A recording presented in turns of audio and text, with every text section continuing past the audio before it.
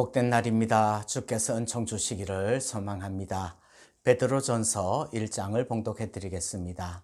예수 그리스도의 사도 베드로는 본도, 갈라디아, 갑바도기아, 아시아와 비두니아에 흩어진 나그네 곧 하나님 아버지의 미리 아심을 따라 성령이 거룩하게 하심으로 순종함과 예수 그리스도의 핏부림을 얻기 위하여 택하심을 받은 자들에게 편지하노니 은혜와 평강이 너희에게 더욱 많을지어다.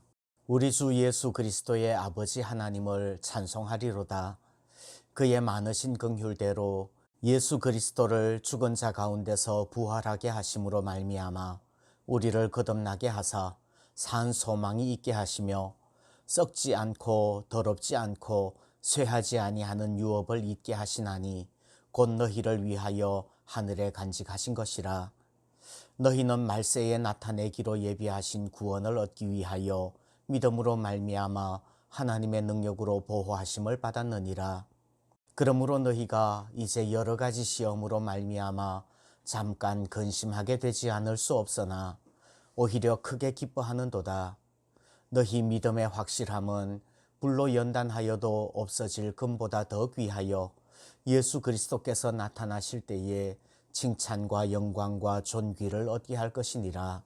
예수를 너희가 보지 못하였으나 사랑하는도다. 이제도 보지 못하나 믿고 말할 수 없는 영광스러운 즐거움으로 기뻐하니 믿음의 결국 곧 영혼의 구원을 받음이라. 이 구원에 대하여는 너희에게 임할 은혜를 예언하던 선지자들이 연구하고 부지런히 살펴서 자기 속에 계신 그리스도의 영이 그 받으실 고난과 후에 받으실 영광을 미리 증언하여 누구를 또는 어떠한 때를 지시하시는지 상고하니라. 이 섬긴 바가 자기를 위한 것이 아니요 너희를 위한 것임이 계시로 알게 되었으니 이것은 하늘로부터 보내신 성령을 힘입어 복음을 전하는 자들로 이제 너희에게 알린 것이요 천사들도 살펴보기를 원하는 것이니라. 그러므로 너희 마음의 허리를 동이고 근신하여 예수 그리스도께서 나타나실 때에 너희에게 가져다 주실 은혜를 온전히 바랄지어다. 너희가 순종하는 자식처럼 전에 알지 못하던 때에 따르던 너희 사욕을 본받지 말고 오직 너희를 부르신 거룩한 이처럼 너희도 모든 행실에 거룩한 자가 되라. 기록되었으되 내가 거룩하니 너희도 거룩할지어다 하셨느니라. 외모로 보시지 않고 각 사람의 행위대로 심판하시는 이를 너희가 아버지라 부른즉 너희가 나그네로 있을 때를 두려움으로 지내라. 너희가 알거니와 너희 조상이 물려준 헛된 행실에서 대속함을 받은 것은 은이나 금같이 없어질 것으로 된 것이 아니요 오직 흠없고 점없는 어린 양 같은 그리스도의 보배로운 피로 된 것이니라. 그는 창세전부터 미리 알린 바 되시니나 이 말세에 너희를 위하여 나타내신 바 되었으니 너희는 그를 죽은 자 가운데서 살리시고 영광을 주신 하나님을 그리스도로 말미암아 믿는 자니 너희 믿음과 소망이 하나님께 있게 하셨느니라. 너희가 진리를 순종함으로 너희 영혼을 깨끗하게 하여 거짓이 없이 형제를 사랑하기에 이르렀으니 마음으로 뜨겁게 서로 사랑하라. 너희가 거듭난 것은 썩어질 씨로 된 것이 아니요 썩지 아니할 씨로 된 것이니 살아있고 항상 있는 하나님의 말씀으로 되었느니라. 그러므로 모든 육체는 풀과 같고 그 모든 영광은 풀의 꽃과 같으니 풀은 마르고 꽃은 떨어지되 오직 주의 말씀은 세세토록 있도다 하였으니 너희에게 전한 복음이 곧 이 말씀이니라. 아멘.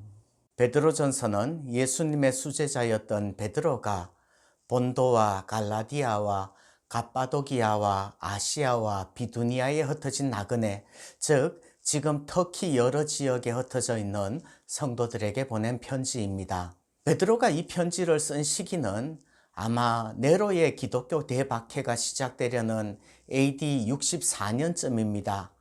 이때 베드로는 로마에 방문해서 복음을 전하고 있었는데 베드로의 눈에 막 박해가 시작되는 것이 보이는 겁니다. 그러니까 성도들에게 이 고난의 시기를 잘 이기라고 편지를 쓰는 것입니다. 그래서 이 편지는 소망의 편지, 격려의 편지라는 그런 별명이 붙어 있습니다. 베드로는 믿는 자들이 고난받는 이 도시, 지금 자기가 머무르며 편지를 쓰고 있는 이 로마를 바벨론이라고 부릅니다. 이스라엘이 포로로 잡혀갔던 바벨론은 요한계시록을 보면 무너졌도다 무너졌도다 큰 성 바벨론이여 라고 말하면서 마지막 종말의 날에 심판받을 성으로 묘사를 합니다. 어쩌면 지금 이 서울이, 지금 온 세계가 바벨론이 아닐까 싶습니다. 이러한 박해의 시기, 시련의 도시에 살고 있는 성도들을 위로하기 위해서 베드로는 산 소망을 말씀하는 것입니다. 베드로는 첫 인사를 한 후 곧장 산 소망을 말씀합니다. 3절, 우리 주 예수 그리스도의 아버지 하나님을 찬송하리로다. 그의 많으신 긍휼대로 예수 그리스도를 죽은 자 가운데서 부활하게 하심으로 말미암아 우리를 거듭나게 하사 산 소망이 있게 하시며 말씀합니다. 주님의 부활로 말미암아 우리를 거듭나게 하셔서 그렇게 주신 산 소망은 어떤 것일까요? 첫째, 산 소망은 무엇입니까? 산 소망은 하늘의 유업입니다. 4절 말씀 보시면 산 소망은 우리를 위하여 하늘에 간직하신 썩지 않고 더럽지 않고 쇠하지 않는 하늘의 유업입니다. 그 하늘의 유업은 지금 이 땅에서 받는 것이 아니라 예수 그리스도께서 재림하실 때에 받을 칭찬과 영광과 존귀인 것이지요. 지금 고난이 있다면 하늘의 유업으로 소망을 받으시기를 바랍니다. 또 산 소망은 무엇입니까? 산 소망은 영혼의 구원입니다.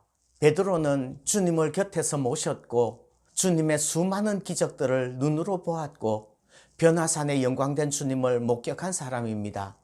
그런데 8절에서 예수를 너희가 보지 못하였으나 사랑하는도다. 이제도 보지 못하나 믿고 말할 수 없는 영광스러운 즐거움으로 기뻐하니 말씀합니다. 지금 이 편지를 받는 사람들은 예수님을 보지 못했습니다. 그런데도 예수님을 사랑하고 예수님을 믿고 기뻐합니다. 어떻게 그럴 수가 있죠? 믿음의 결국 곧 영혼의 구원을 받았기 때문에 그렇습니다. 산 소망이란 영혼의 구원입니다. 영혼의 구원, 그것이 바로 믿음의 결과인 것입니다. 그럼 두 번째, 산 소망은 어떻게 우리에게 주어집니까? 그리스도의 보배로운 피로 된 것입니다. 18절 19절 보시면 이렇게 말씀합니다. 너희가 알거니와 너희 조상이 물려준 헛된 행실에서 대속함을 받은 것은 은이나 금같이 없어질 것으로 된 것이 아니요 오직 흠없고 점없는 어린 양 같은 그리스도의 보배로운 피로 된 것이니라. 우리가 대속함을 받은 것은 예수 그리스도의 보배로운 피로 된 것입니다. 산소망은 어떻게 우리에게 주어집니까? 하나님의 말씀으로 된 것입니다. 23절 보시면 이렇게 말씀합니다. 너희가 거듭난 것은 썩어질 씨로 된 것이 아니요 썩지 아니할 씨로 된 것이니 살아있고 항상 있는 하나님의 말씀으로 되었느니라. 25절 오직 주의 말씀은 세세토록 있도다 하였으니 너희에게 전한 복음이 곧 이 말씀이니라. 오직 주의 말씀으로 우리에게 산 소망이 있게 된 줄 믿습니다. 그럼 세 번째, 산 소망이 있는 사람은 어떻게 살아야 할까요? 하늘의 유업, 영혼의 구원에 대한 산 소망이 있는 사람은 어떻게 살아야 됩니까? 거룩한 자가 되십시오. 15절 16절 말씀 보시면 이렇게 말씀합니다. 오직 너희를 부르신 거룩한 이처럼 너희도 모든 행실에 거룩한 자가 되라. 기록되었으되 내가 거룩하니 너희도 거룩할지어다 하셨느니라 말씀합니다. 거룩하십시오. 또 우리는 어떻게 살아야 됩니까? 서로 사랑하십시오. 22절 보시면 이렇게 말씀합니다. 너희가 진리를 순종함으로 너희 영혼을 깨끗하게 하여 거짓이 없이 형제를 사랑하기에 이르렀으니 마음으로 뜨겁게 서로 사랑하라.